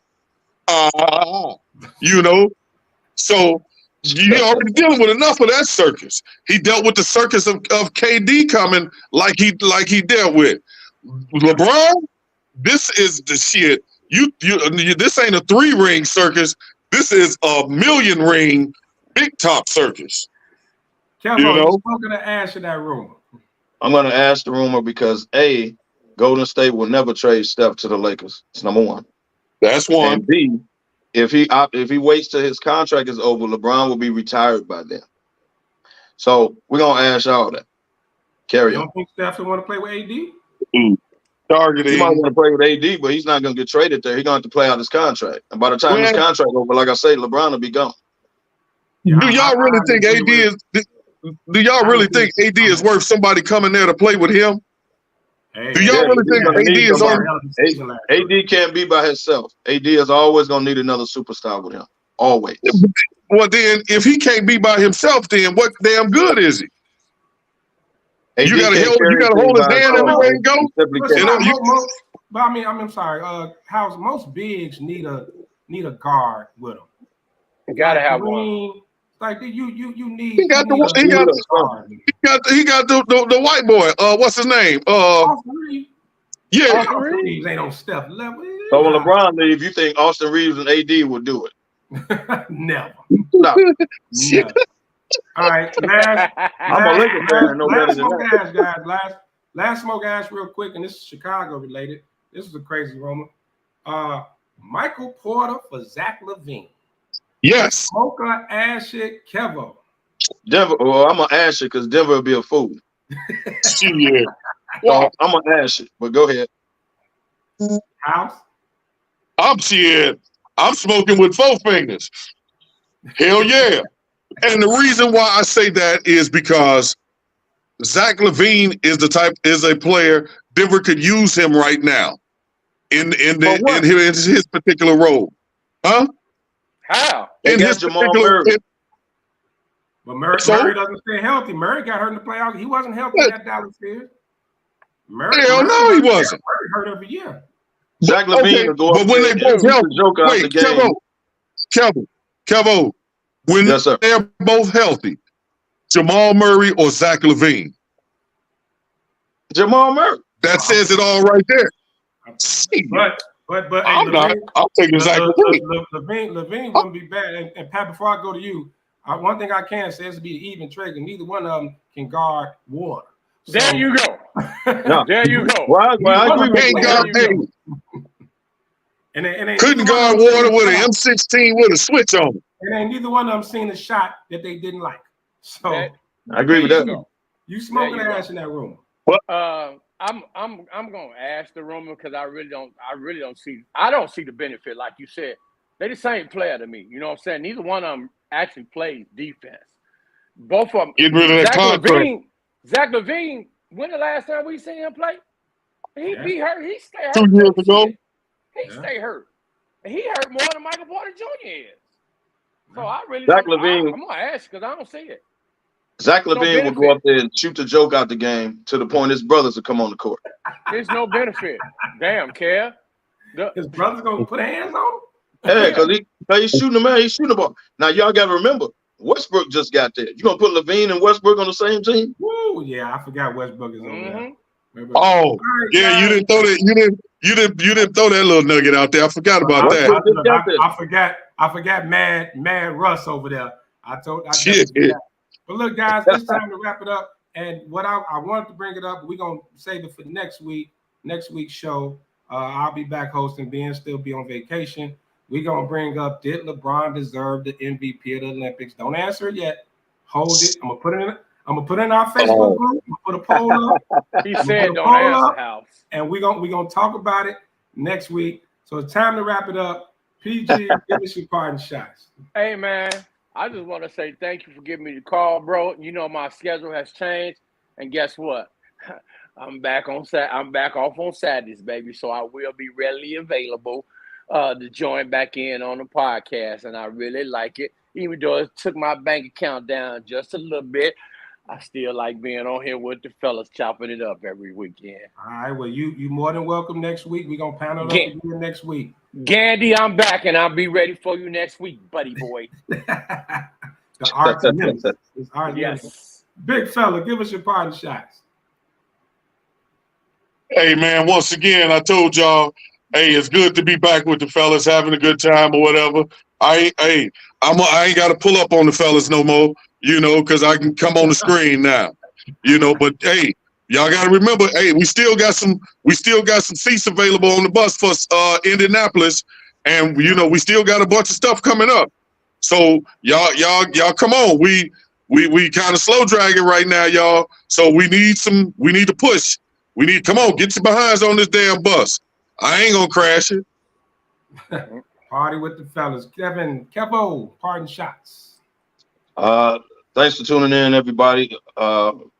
Enjoying the ride with us that we do every Saturday. Like they say, man, we got a bus going to Indy September 21st. Y'all come on out. Get on the bus with us. It's gonna be a hell of a ride. Me and TY will see to that. We got the first game September, 9th? And me too. I got it right? Hey. Waldo Lamone's. Oh, yeah, we got house driving. God bless us. But we got first Bears game in Waldo Lamone's, man. Y'all come on out. It's going to be a good time. SmokeFellas is hosting. Come on out. I know y'all hyped to watch Caleb Williams, so y'all come on out. It's going to be a good time. Yeah, and hey, like the fella said, man, a lot going on. Got a whole lot going on. September to remember. A lot going on with the fellas. September 8th, first Bear Smoking Madness, Eduardo Limon Cigars. And yes, surprise, surprise, surprise. We ain't giving away, but we're raffling off a nice TV for this one. Raffling off a nice TV for this first game. It's going to tailgate. We're going to have food. It's going to be a great time. 50-50 raffle. You already know cash prizes. We're going to have our strip cards like we always do. And, of course, when Kev and House and Sly and everybody in the building, you're going to be entertained for the whole damn game. Now, if your ears are sensitive, you might not want to come. But if you can take it, come on out. It's going to be a great time. Also, like they said, the Bust and Indy, man, get your seats. We still got a few seats available. They are moving fast. People are jumping on. Quick day party, September 21st at Cosmo Nights. And then our watch party at S2 for the actual Bears game that Sunday before we come on back to Chicago. And One Smoke, One Love picnic, September 14th. September 4th, there you go. Put that out there, baby. September 14th, man. Last time in the park for the summer. Is that Hazelcrest Park District? Yes, sir. Hazelcrest Park District. We're gonna close out the summer, man. All the cigar groups. If y'all following everybody on social media, you'll see it out there. It's gonna be a great time. So, man, September, buckle up. It's your last week or two. Relax, have fun. But man, we back in it. And on that note, thank you again to our producer, the super back, Sean. Thank you once again. Yes, we'll sir. be back next week. And as we close out the show, where there's smoke, there's fellas, baby. Fellas. Y'all be safe, man. Stay cool out there. Peace. Peace.